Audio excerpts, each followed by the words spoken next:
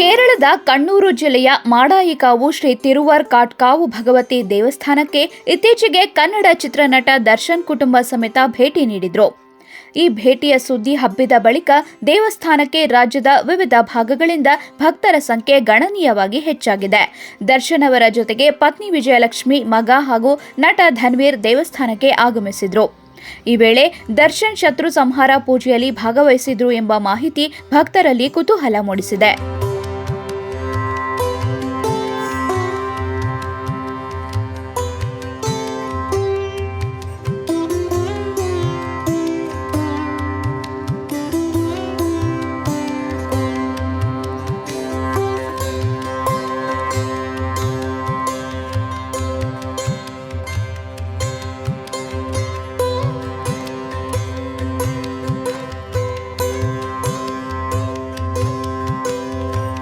ಮಾಡಾಯಿಕಾವು ದೇವಸ್ಥಾನವು ಶತ್ರು ಸಂಹಾರ ಪೂಜೆಗೆ ಹೆಸರಾಗಿದ್ದು, ಇದು ಭಕ್ತರ ನಂಬಿಕೆ ಮತ್ತು ಆಕರ್ಷಣೆಯ ಕೇಂದ್ರವಾಗಿದೆ.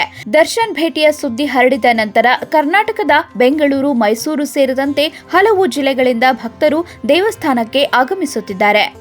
ಈವರೆಗೆ ಕೇರಳದ ವಿವಿಧ ಭಾಗಗಳು ಮತ್ತು ದಕ್ಷಿಣ ಕನ್ನಡ ಜಿಲ್ಲೆಯ ಭಕ್ತರೇ ಹೆಚ್ಚಾಗಿ ಇಲ್ಲಿಗೆ ಬರ್ತಿದ್ರು. ಆದರೆ ಈಗ ರಾಜ್ಯದ ಇತರ ಪ್ರದೇಶಗಳಿಂದಲೂ ಭಕ್ತರ ದಂಡು ಹರಿದು ಬರ್ತಿದೆ.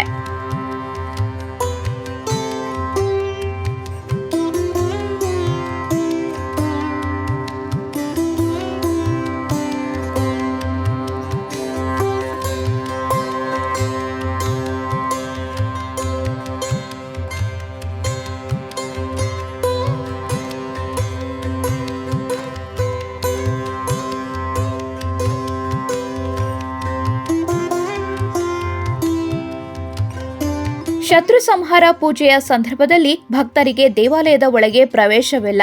ಈ ಪೂಜೆಯಲ್ಲಿ ಭಕ್ತರ ಜನ್ಮ, ನಕ್ಷತ್ರ ಮತ್ತು ಹೆಸರು ಹೇಳಿ ಅರ್ಚನೆ ಮಾಡಲಾಗುತ್ತೆ. ಪೂಜೆಯ ಪ್ರಸಾದವಾಗಿ ಕೋಳಿ ಖಾದ್ಯ ಮತ್ತು ಭಗವತಿಯ ಭಸ್ಮವನ್ನ ನೀಡಲಾಗುತ್ತೆ. ಈ ಭಸ್ಮವನ್ನ ಭಕ್ತರು ಶ್ರೇಷ್ಠ ಎಂದು ನಂಬಿ ಸ್ವೀಕರಿಸುತ್ತಾರೆ. ರಾತ್ರಿ 8 ಗಂಟೆಯ ನಂತರ ದೇವಸ್ಥಾನಕ್ಕೆ ಯಾರಿಗೂ ಪ್ರವೇಶವಿಲ್ಲ ಎಂಬ ನಿಯಮವಿದೆ. ಬೆಂಗಳೂರಿಂದ ಬರ್ತಾ ಇದ್ದೀನಿ.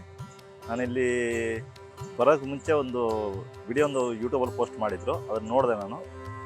ಅದ್ರ ಬಗ್ಗೆ ಗೊತ್ತಾಯ್ತು, ಅಮ್ಮನ ಬಗ್ಗೆ ಗೊತ್ತಾಯಿತು, ಭಗವತಿ ಅಮ್ಮ ಅಂತ ಗೊತ್ತಾಯಿತು. ಭಗವತಿ ಅಮ್ಮನ ದೇವಸ್ಥಾನಕ್ಕೆ ಹೋಗಬೇಕಾಗಿತ್ತು ಅಂದ್ಕೊಂಡು ತುಂಬ ದಿನದ ಆಸೆ ಇತ್ತು. ಇದು ಮೊದಲನೇ ಸಲ ವಿಸಿಟ್ ಮಾಡ್ತಾ ಇರೋದು. ಈ ಅಮ್ಮನ ದೇವಸ್ಥಾನಕ್ಕೆ ಬಂದ ಮೇಲೆ ತುಂಬ ಚೆನ್ನಾಗಿದೆ. ಇಲ್ಲಿ ಬಂದು ಶತ್ರು ಸಂಹಾರ ಪೂಜೆ ಅಂತ ಒಂದು ತುಂಬ ಪ್ರಸಿದ್ಧಿ ಅದು ಆ ಪೂಜೆಗೋಸ್ಕರ ಪೂಜೆ ಮಾಡ್ಸಕ್ಕೆ ಬಂದಿದ್ದೀವಿ. ಆ ಯೂಟ್ಯೂಬಲ್ಲಿ ಇದು ಬಂದಿದ್ದಕ್ಕೆ ಕಾರಣ ಏನಂದರೆ, ಒಬ್ಬರು ಯೂಟ್ಯೂಬರ್ ಒಂದು ವಿಡಿಯೋ ಹಾಕಿದ್ರು. ಅವರು ಬಂದುಬಿಟ್ಟು ವಿಡಿಯೋದಲ್ಲಿ ಬಂದು ಈ ಥರ ಪೂಜೆ ಇದೆ, ಅಷ್ಟೇ ತಲೆ ಪೂಜೆ ಮಾಡೋಕ್ಕೆ ಬಂದಿದ್ದೀವಿ ಅಂತ ಹೇಳ್ಬಿಟ್ಟು ಎಲ್ಲ ನೋಡಿದರು. ಆ ಥರ ಹೇಳ್ತಾ ಇದು ಯಾಕೆ ಫೇಮಸ್ ಆಗಿದೆ ಅಂತ ಹೇಳಿದ್ರೆ, ದರ್ಶನ್ ಅವರು ಬಂದಿದ್ದಾರೆ ಅಂತ ಒಂದು ವಿಡಿಯೋ ಹಾಕಿದ್ರು. ಅದನ್ನು ನೋಡ್ಬಿಟ್ಟು ಈ ಥರ ಎಲ್ಲ ಎಷ್ಟೋ ಜನ ಹೋಗ್ತಾ ಇದ್ದಾರಲ್ಲ ಅಂತ ನಾವು ಒಂದು ದಿನ ಹೋಗೋಣ, ನಮಗೂ ತುಂಬ ತೊಂದರೆ ಇದೆ ಅಂದರೆ ನಾವು ಒಂದ್ಸಲ ಹೋಗೋಣ ಅಂತ ಬಂದಿದ್ದೀವಿ. ತುಂಬ ದರ್ಶನ ಚೆನ್ನಾಗಾಗಿದೆ. ನಾವಿನ್ನು ಪೂಜೆಗೆ ನಿಂತ್ಕೊಂಡಿದ್ದೀವಿ. ಈಗ ಪೂಜೆ ಇನ್ನೂ ಮಾಡಿಸಿಲ್ಲ, 11 ಗಂಟೆಗೆ ಮುಗಿಯುತ್ತೆ ಅಂತ ಹೇಳಿದ್ದಾರೆ. ಪೂಜೆ ಮುಗಿದ ಮೇಲೆ ನೋಡ್ಬೇಕು, ಪ್ರಸಾದ ಸ್ವೀಕಾರ ಮಾಡಿಕೊಂಡು ಪ್ರಸಾದ ತಗೊಂಡು ಹೋಗ್ಬೇಕು ಸರ್.